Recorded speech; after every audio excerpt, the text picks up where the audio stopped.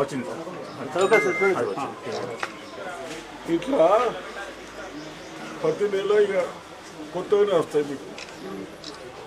అది మీ లెక్క చెప్పురా బాబు. ఇప్పుడు మీకు 200 యూనిట్ వరకు ఫ్రీ అమ్మా. అది దాటితేనే మనకు బిల్ కట్టాల్సి వస్తుంది. మొత్తం 200 ఓనా కాదు, మొత్తం కట్టాలి. 201 యూనిట్ వచ్చినా కూడా మొత్తం కట్టాల్సి వస్తుంది. అందుకోసం పొదువుగా వాడుకోండి. 200 లోపల వచ్చేటట్టు వాడండి.